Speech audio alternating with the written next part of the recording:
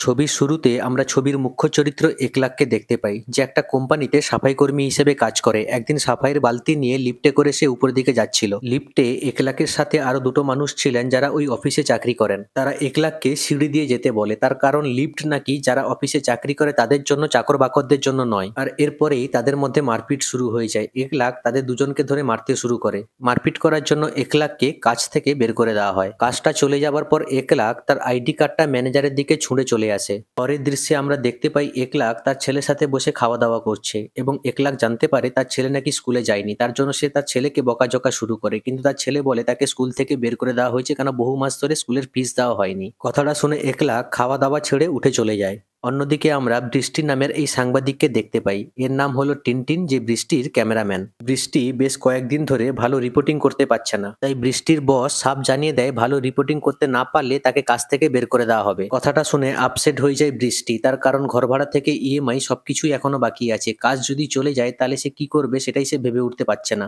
অন্যদিকে একলাখকে দেখা যায় একটা সেলুন দোকানের সামনে বসে থাকতে। কিছুক্ষণ পর সেলুন দোকানের মালিককে একলাখ জিজ্ঞেস করে আসিফ বাড়ি ফিরেছে কিনা। আসিফ হলো একজন জেলখাটা আসামি। সেলুন দোকানের মালিক বলে, ওর সাথে তোর কি কাজ, ওর কাছ থেকে কোনো মেশিন টেশিন কিছু পাবি না। এরপর একলাখকে একটা স্কুলের সামনে দাঁড়িয়ে থাকতে দেখা যায়। এরপর স্কুল থেকে একটা বাচ্চা মেয়ে বেরোনোর পর ওই বাচ্চা মেয়ের পিছু করতে লাগে একলাখ। সময় সুযোগ বুঝে ওই বাচ্চা মেয়েটিকে কোলে তুলে নেয় একলাখ, তারপর দৌড়ানো শুরু করে।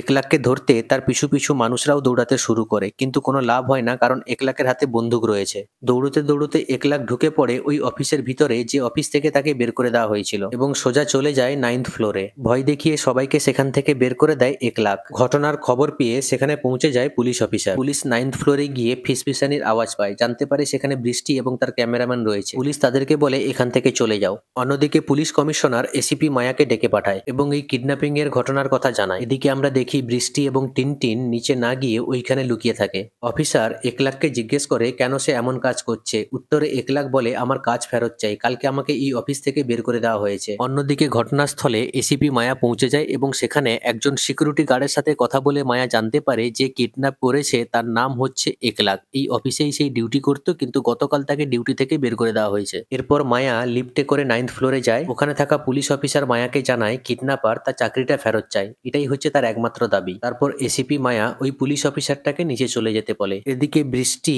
এবং টিনটিন লুকিয়ে লুকিয়ে পুরো ঘটনার ভিডিও রেকর্ডিং করছিল। অন্যদিকে এসিপি মায়া তার বন্দুকটা পকেটে রেখে হাতটা উপরের দিকে তুলে একলাখকে বলে যে সে শুধুমাত্র কথা বলতে চায়। একলাখ প্রথমে রাজি হয় না, কিন্তু মায়া তাকে কনভিন্স করিয়ে নেয়। মায়া জানতে চায় তার চাকরিটা কেন গেল। তখন একলাখ ঘটনাটা মায়াকে বলে। এরপর মায়া বলে এখন বিকাল 4টা বাজে, হয়তো মেয়েটার খিদে পেয়েছে। মেয়েটিকে মায়া জিজ্ঞাসা করে সে কি খেতে চায়। মেয়েটি উত্তর দিয়ে বলে পিৎজা। মেয়েটির সাথে মায়া কথা বলে জানতে পারে বাচ্চা মেয়েটির নাম হচ্ছে অবন্তিকা। অবন্তিকাকে মায়া জিজ্ঞেস করে তোমার মায়ের নাম কি। অবন্তিকা উত্তর দিয়ে বলে ইরা। অন্যদিকে আমরা ওই বাচ্চাটির মা ইরাকে দেখতে পাই, যে একটা অফিসে কনফারেন্স করছিল। কিছুক্ষণ পরে সেখানে তার অ্যাসিস্ট্যান্ট এসে তাকে ডেকে নিয়ে যায়। অন্যদিকে মায়া ওই কোম্পানির ম্যানেজারকে জিজ্ঞেস করে একলাখে চাকরি কেন গিয়েছিল। তখন ম্যানেজার উত্তর দিয়ে বলে একলাখ মারপিট করেছে। তখন মায়া ওই ম্যানেজারকে বলে আপনাদের অফিসের দুজন লোক একলাখের সাথে কেমন কথা বলেছিল আপনি জানেন। তখন ম্যানেজার আর কিছু না বলে চুপ করে থাকে। ম্যানেজারের সাথে কথা বলার পর মায়া আবার একলাখের কাছে যায় এবং একলাখকে গিয়ে বলে তাকে তার চাকরিটা ফেরত দেওয়া হবে, কিন্তু কাগজপত্র করতে একটু টাইম লাগবে। এদিকে বৃষ্টি এবং টিনটিন পুরো ঘটনা যখন ভিডিও রেকর্ডিং করছিল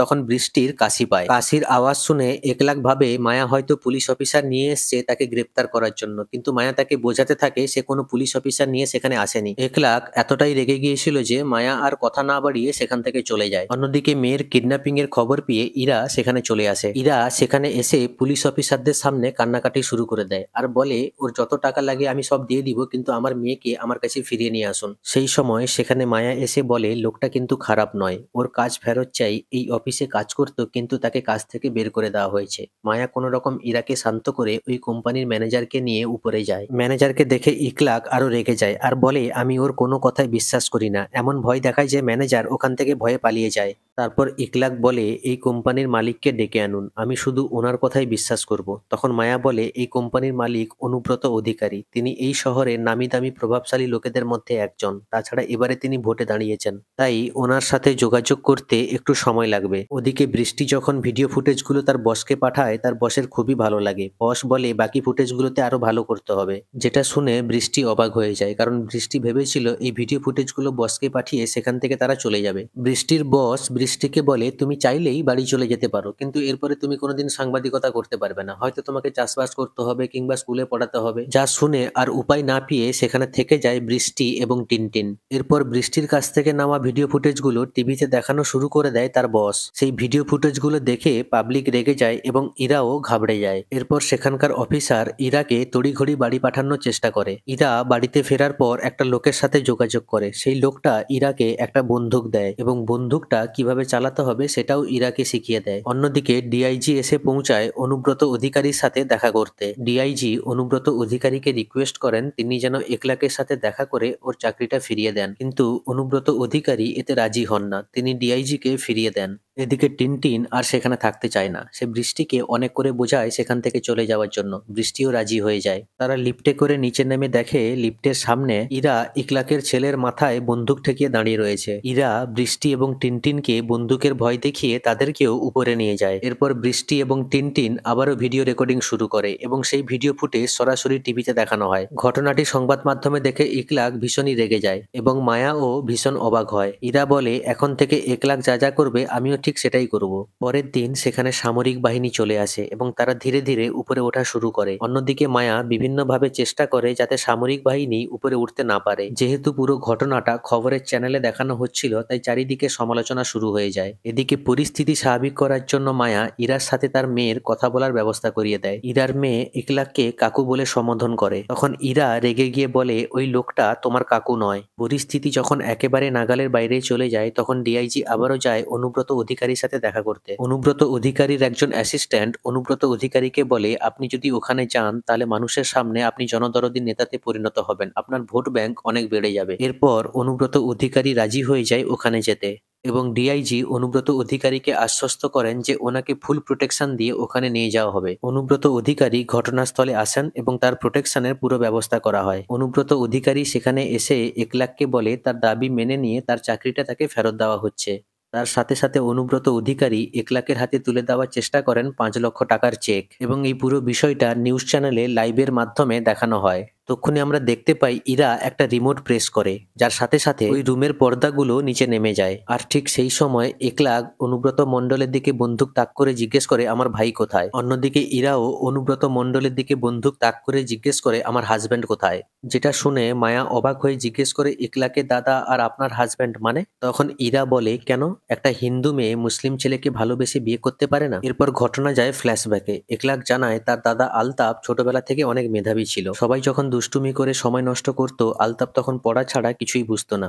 পড়াশোনা করে আলতাফ সাংবাদিকের চাকরি পায়, কিন্তু একলাক কোনো চাকরি জোগাড় করতে পারেনি এবং সে তার দাদা আলতাফকে খুব একটা পছন্দও করতো না।